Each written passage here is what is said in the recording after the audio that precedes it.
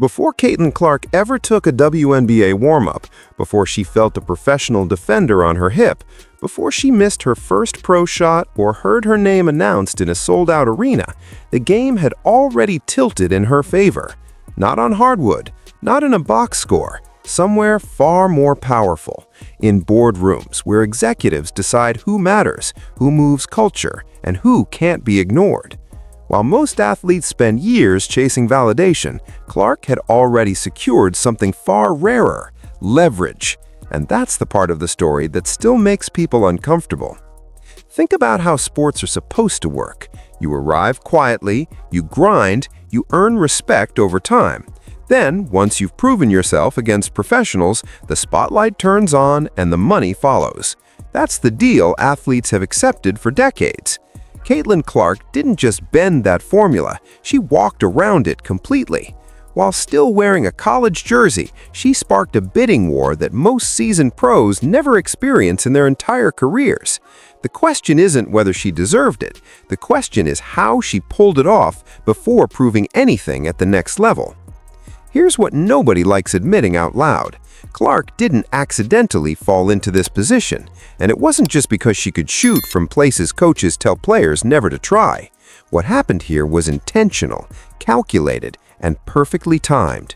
She understood something about modern attention that large sports organizations were slow to recognize.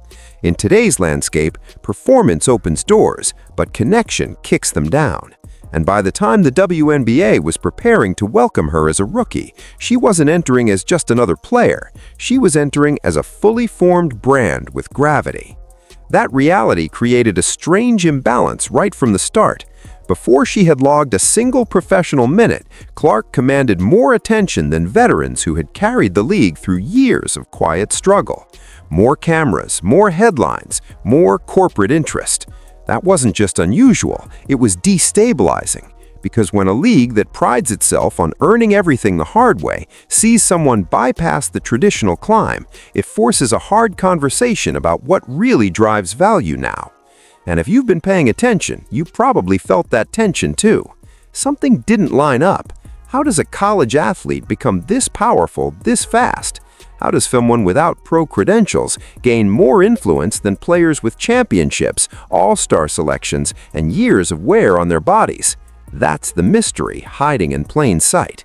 This story isn't really about basketball dominance. It's about timing, perception, and a shift in priorities that the sports world didn't see coming until it was too late.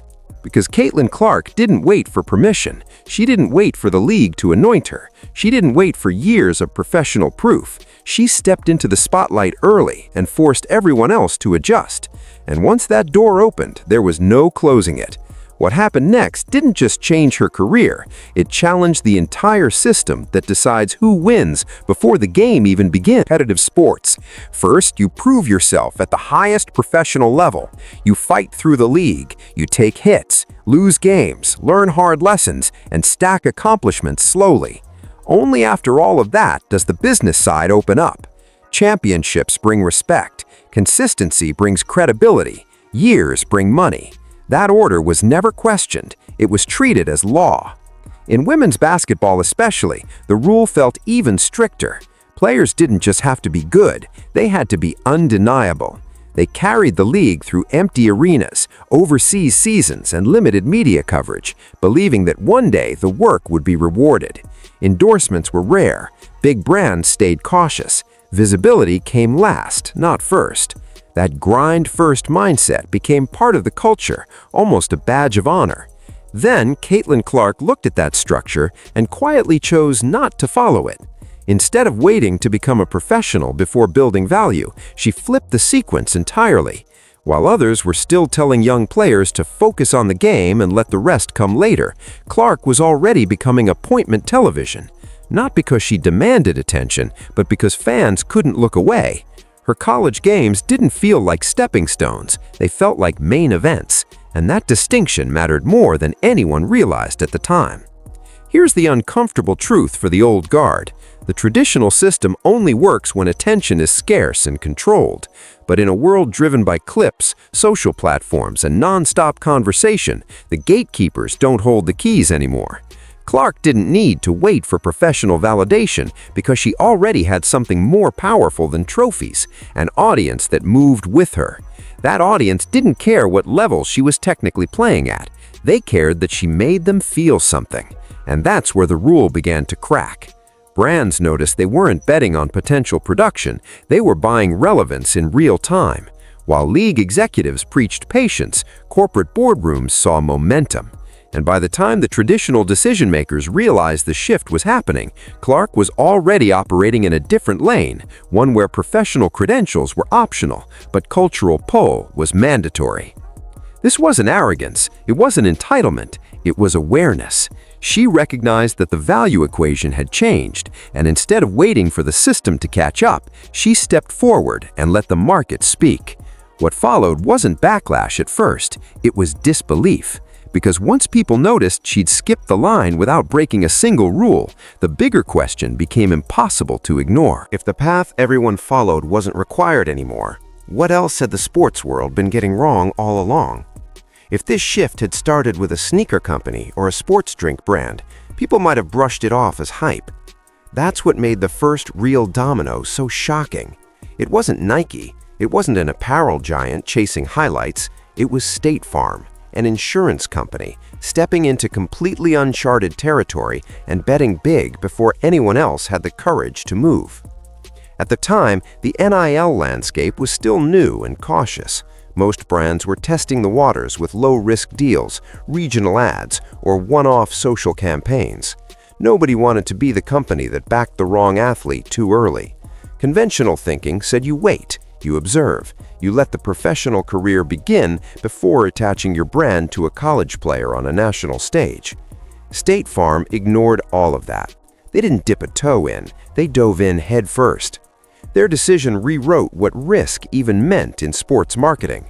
They signed her while she was still in college and placed her in a national commercial alongside established stars.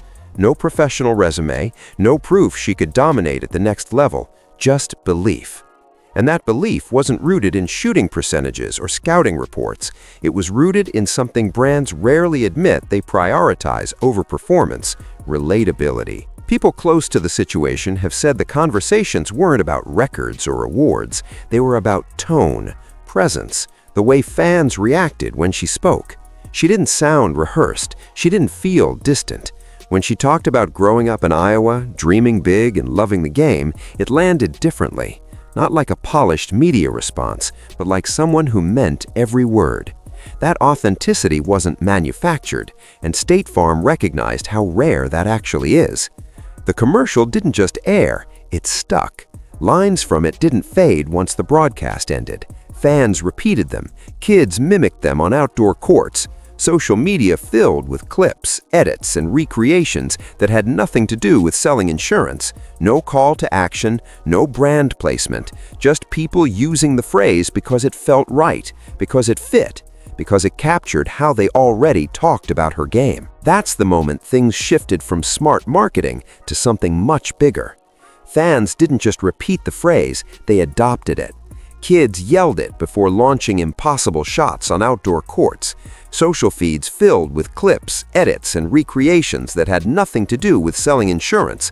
No call to action, no brand placement, just people using the phrase because it felt right, because it fit, because it captured how they already talked about her game. This is where the industry usually gets it wrong. Most catchphrases are engineered. They're tested, refined, focus grouped, and forced until they feel lifeless. This one wasn't. It worked because it didn't try to explain anything. It confirmed what viewers already believed. It validated what they were seeing every time she pulled up from distances defenders didn't dare challenge. Instead of telling the audience who she was, it let the audience name it themselves. And that matters more than any stat line. Because once fans feel like they discovered something on their own, they protect it, they spread it, they turn it into identity. From the logo became more than a description of shooting range. It became symbolic. It meant confidence under pressure. It meant ignoring conventional limits. It meant doing something the moment demanded, even if others said you shouldn't.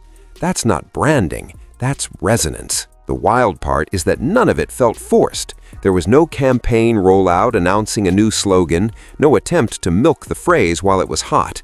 It moved faster than any marketing calendar could keep up with. By the time executives noticed what was happening, the phrase already belonged to the culture, not the company. And because it happened organically, it couldn't be taken back or diluted. This was the point where her influence stopped being measured in views and impressions and started being measured in behavior. People weren't just watching anymore. They were participating, repeating, recreating, carrying the moment forward without being asked. That's the difference between visibility and gravity. And once that gravity set in, bigger brands started paying attention because they understood what was forming wasn't hype, it was momentum. For nearly 3 decades, Nike stayed silent on the biggest advertising stage in the world. 27 years without a Super Bowl commercial. That wasn't hesitation, that was discipline. Nike didn't need the spectacle. They let everyone else spend millions chasing attention, while they dominated culture quietly through moments, athletes, and influence. So when word leaked that Nike was finally coming back, the assumption was obvious. A global icon, a proven legend, someone universally safe. Instead, they handed the moment to a 22-year-old who hadn't played a single professional game. That decision sent shockwaves through the marketing world, because Nike doesn't gamble without a reason. The Super Bowl isn't just advertising, it's a statement. It's where brands announce who they believe represents the future. And Nike, with every option available, bypassed established superstars and chose someone who technically hadn't earned that platform yet. On paper, it didn't make sense. In reality, it said everything. Nike wasn't buying proof, they were buying momentum. They weren't interested in past achievements, they were locking in relevance. During a broadcast where viewers are overwhelmed with noise, explosions, celebrities, and spectacle, Nike chose restraint. One athlete, one voice, one presence, and the confidence to let that be enough. That's not playing it safe. That's understanding attention at the highest level. The message underneath the commercial was clear even if it was never spoken. This wasn't about validating her professional future. It was about recognizing her current pull. Nike wasn't betting on what she might become in the league. They were acknowledging what she already was to the audience watching. A figure people recognized instantly, a story people felt connected to, a presence that cut through without shouting. And the execution mattered just as much as the decision. No celebrity overload, no dramatic narration, no attempt to turn her into something she wasn't. She didn't feel like she was performing, she felt like she was talking, like she belonged there. Most athletes need layers of coaching to survive a shoot that size. She didn't. She walked into the biggest commercial moment in sports and made it feel strangely personal. That's when it clicked for everyone else still trying to catch up. Nike hadn't broken its silence because it needed attention. It broke it because the moment demanded a voice that already had gravity. And once Nike spoke, the conversation changed permanently. This wasn't a rising star anymore. This was a cultural force being acknowledged at the highest possible level.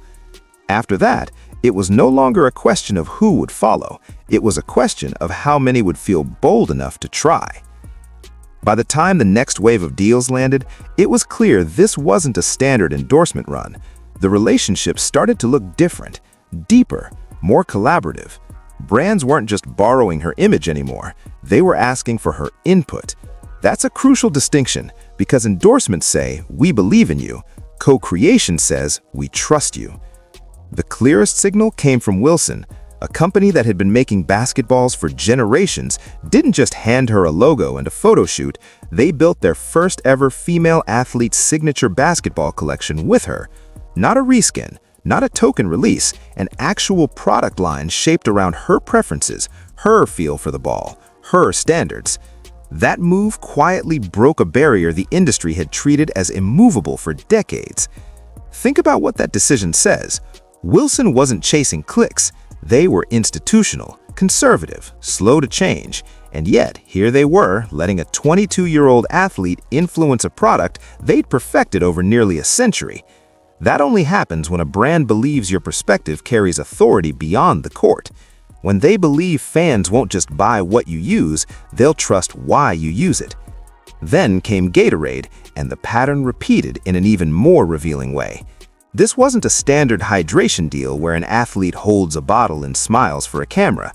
Reports say the partnership centered on recovery, training habits, and performance routines. A product tied to how she prepares, not just how she looks.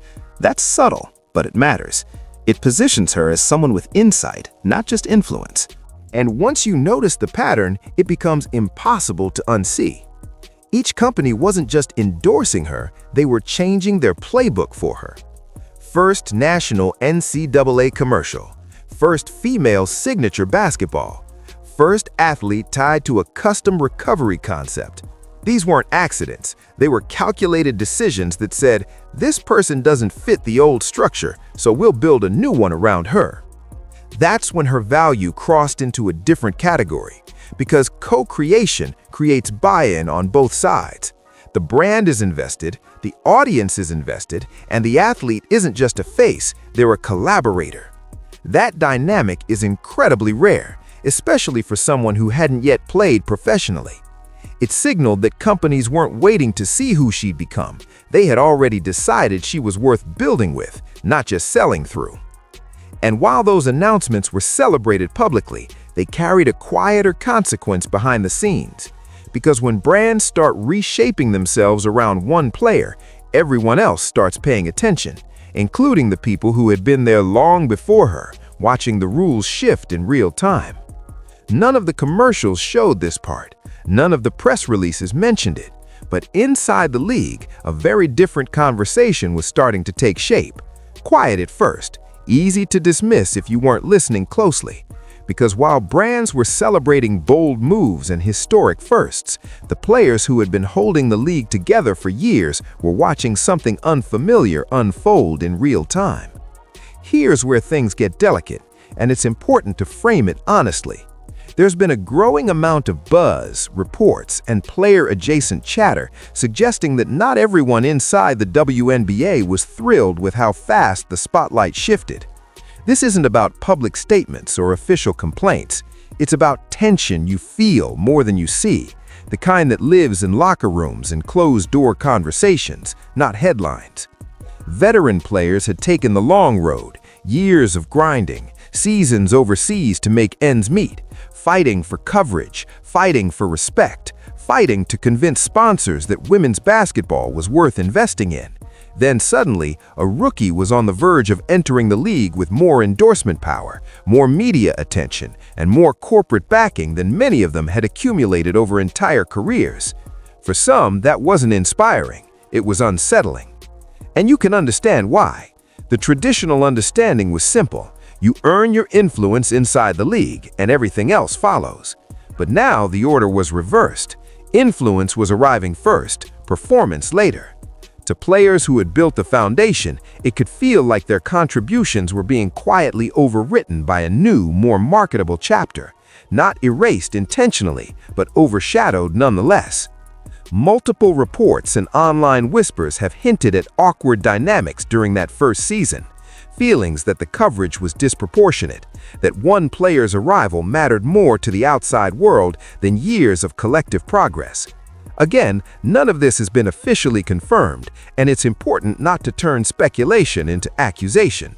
But the pattern is hard to ignore when so many people are pointing in the same direction. The league itself was caught in a bind. On one hand, her visibility was exactly what women's professional basketball needed to grow. Larger audiences, bigger conversations, new money entering the ecosystem. On the other hand, growth fueled by imbalance can create cracks.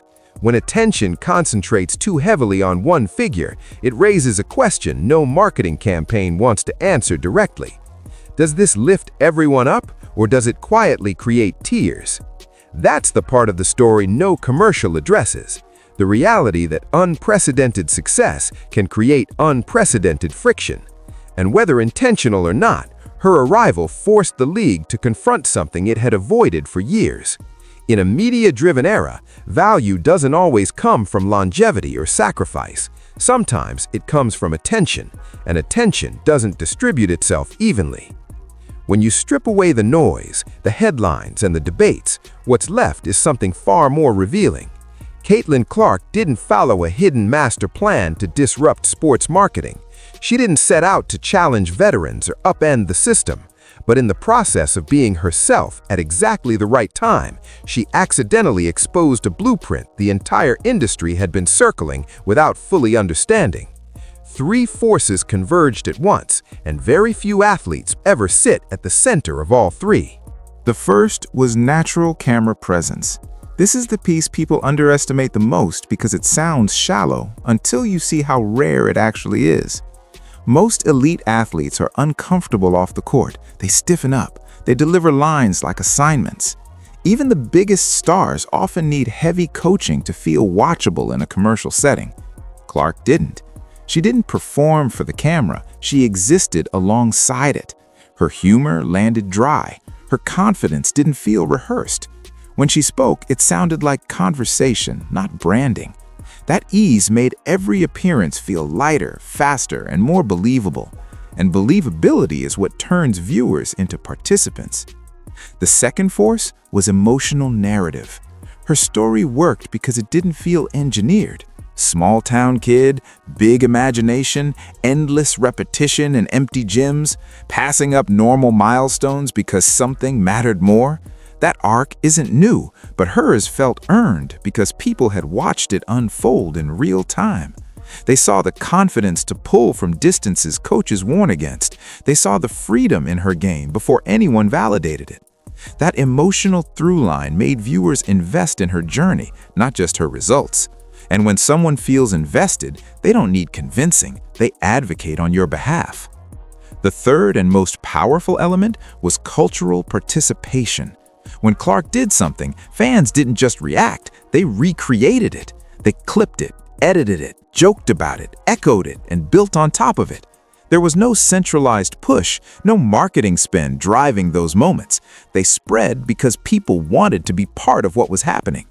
That's the holy grail brands chase and almost never achieve, organic momentum that doesn't need permission to move. Put those three elements together and you get something the traditional system isn't built to measure. Not potential, not statistics. Influence.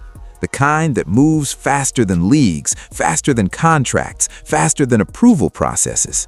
That's what she unintentionally revealed, that the old model, grind first, market later, only works when attention is scarce, and attention isn't scarce anymore. The uncomfortable part is what that means going forward. Because this blueprint can't just be copied. Not every athlete has that presence, not every story resonates, not every fan base participates instead of watches. But the industry now knows this type of value exists, and once something is seen, it can't be unseen. Teams, brands, and young players are already adjusting their expectations, whether they admit it or not. What Clark exposed wasn't a shortcut, it was a blind spot. And the moment the sports world realized it, the rules stopped feeling as fixed as everyone once believed. The ripple effects of what just happened are bigger than one player, one league, or one moment in time. This is about what young athletes are learning as they watch everything unfold. The message being absorbed isn't subtle.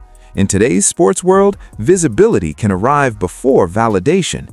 Influence can precede longevity. And if you understand how attention works, you might not have to wait your turn anymore. That realization is both thrilling and unsettling for the future of women's sports. On one hand, this shift creates opportunities that didn't exist before. Athletes no longer have to rely exclusively on gatekeepers to be seen. A player with the right presence, the right timing, and the right connection to fans can accelerate growth not just for themselves, but for the sport as a whole. Bigger audiences mean bigger investments. Bigger investments mean better resources. In that sense, this moment could push everything forward faster than years of incremental progress ever could. But there's another side of this that's harder to ignore. When marketability starts competing with development, priorities can quietly shift. Young players watching this might begin to believe that viral moments matter more than fundamentals, that storytelling matters more than team success, that building a following is just as important or more important than becoming well-rounded on the court. None of that is inherently wrong, but it changes what the grind looks like. The danger isn't that athletes start caring about their brand, it's that the system starts rewarding brand building disproportionately. If the next generation believes attention is the shortcut, the sport risks creating a divide between those who master the game and those who master the moment. And when that gap grows, it can distort competition, locker room dynamics, and how success is measured. For leagues like the WNBA, this creates a delicate balancing act. Growth is desperately needed, and stars who draw eyes are invaluable. But sustaining that growth requires honoring the collective, not just the most visible individual. If the ecosystem tilts too far toward personality-driven attention, it risks undervaluing players whose excellence doesn't translate as easily to algorithms and ad slots. At the same time, there's no going back. This door is open now. Athletes have seen what's possible, brands have seen what works. The future will be shaped by how well the sport adapts to this new reality rather than resisting it. The challenge will be finding a way to let influence elevate the game without letting it overpower the craft itself. Because this moment isn't just about one athlete breaking the mold, it's about an entire sport standing at a crossroads, deciding whether attention becomes a tool for progress or the thing that quietly reshapes everything in its image. By the time everything is added up, one truth stands above the noise. Caitlin Clark didn't exploit a broken system. She revealed one. She showed that the old assumptions about how value is created in sports were already eroding, just hidden behind tradition and comfort. The power shift didn't start when she arrived. It started when the world realized she no longer needed permission to matter. Before she ever stepped onto a professional court, Clark had already won the marketing game. Not through hype, not through controversy, through connection. She proved that authenticity could generate leverage faster than championships, that momentum could outrun resumes, and that attention, once ignited, doesn't wait for credentials. That realization forces everyone involved in sports to confront an uncomfortable question. If influence can be built before achievement, what role does achievement play moving forward? For the players who came before her, this shift feels abrupt and unfair. They followed the rules as they were written. They sacrificed in silence so the league could survive long enough to reach this moment. Watching someone bypass that path wasn't just surprising, it felt like history being skipped. That tension is real, and it won't disappear just because the numbers look good on paper. For fans and future athletes, the message is equally complicated. Clark's story is inspiring, but it isn't easily replicable. Not everyone has her presence, not every game translates into culture, and not every athlete can turn moments into movements. Treating this path as a universal blueprint could create expectations the sport isn't built to sustain. And yet, the shift can't be undone. Brands have learned what audiences respond to. Leagues have learned how quickly attention can change the balance of power. Players have learned that they don't have to wait quietly anymore. The center of gravity has moved, and pretending otherwise only delays the inevitable reckoning. What happens next will define women's professional basketball for decades. Either the sport learns how to balance visibility with respect, influence with performance, and growth with fairness, or it risks letting business dictate who matters most. Caitlin Clark didn't make that decision alone. She simply forced everyone else to face it sooner than they were ready. Whether you see her rise as genius or disruption depends entirely on where you're standing, but one thing is certain: the power shift she exposed isn't a moment, it's a new reality, and the game will never feel the same again.